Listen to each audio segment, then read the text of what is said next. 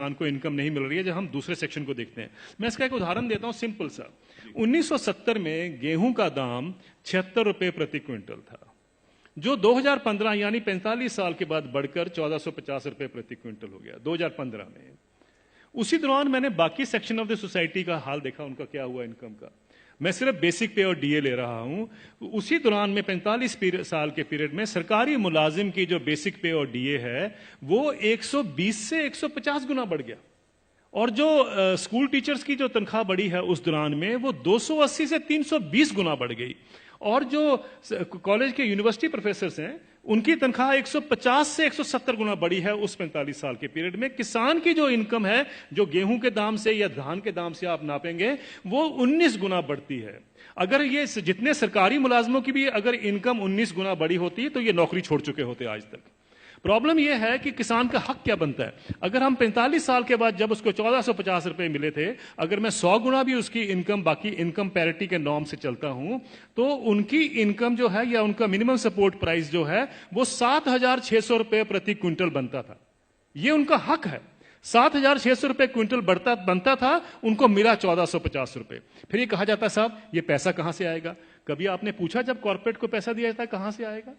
कभी आपने पूछा 7वां वेतन आयोग का पैसा कहां से आएगा? 7वां वेतन आयोग जब सारे देश में फैलाया जाएगा, अभी तो सिर्फ सेंट्रल गवर्नमेंट का है, तो क्रेडिट स्विस बैंक की स्टडी कहती है 4,80,000 करोड़ रुपए हर साल एडिशनल खर्चा होगा।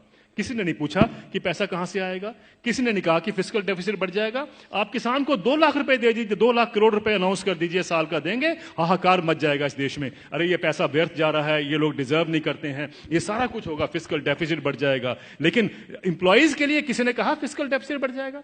ये सारी इकोनॉमिक नीतियां हमें जानने की जरूरत है। ये किस तरीके से डिजाइन बनाया गया है कि किसान को हम गरीब का गरीब ही रखें, और ये पॉलिसीज कितने दशकों से चलती आ रही है, सब सरकारें इसमें सम्मिलित हैं।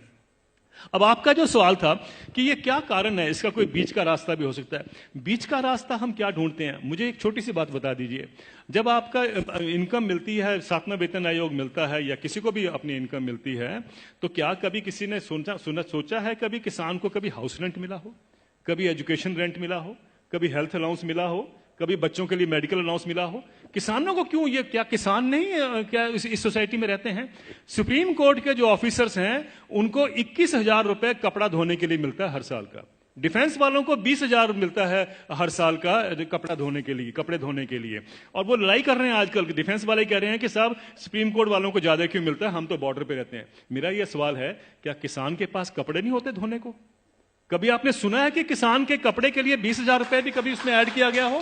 मिनिमम सपोर्ट प्राइस में क्या करते हैं हम, जो उसकी लागत लगती है और फैमिली लेबर जो लगती है उसको जोड़ लेते हैं, बस यही। और अभी तो एम्प्लॉइज के लिए 108 अलाउंसेस भी होते हैं। अभी तो तनख्वाह और डीए के बाद 108 अलाउंस मिलते हैं। जिस भी सज्जन को 108 अलाउंस मिलते हैं उसको तनख्वाह की क्या जरूरत है, मुझे ये बता दीजिए। लेकिन अगर मिलते हैं तो मैं ये नहीं कहता कि नहीं मिलने चाहिए, लेकिन क्या किसान ने क्या गलत किया है कि उसको नहीं मिलते हैं? मैं ये कहना चाहता हूं, कभी किसान के एमएसपी में हाउस रेंट जोड़ा गया है, कभी उसका मेडिकल अलाउंस जोड़ा गया है, कभी उसके बच्चों के लिए एजुकेशन अलाउंस जोड़ा गया है? क्यों? क्या उसने बच्चे नहीं पालने हैं? हम ये क्यों मान के चलते हैं कि किसान तो हमारे देश के ऊपर बोझ है, इसके ऊपर हम दान कर रहे हैं? आप दान नहीं कर रहे हैं, आप उसको एक्सप्लॉइट कर रहे हैं, आप किसान को निचोड़ रहे हैं, और उसी के साथ आपकी अर्थव्यवस्था चलती है। ये अर्थव्यवस्था के जब तक हम ढांचे को नहीं देखेंगे, हमें समझ नहीं आएगा कि किसान को मार इतने सालों से क्यों पड़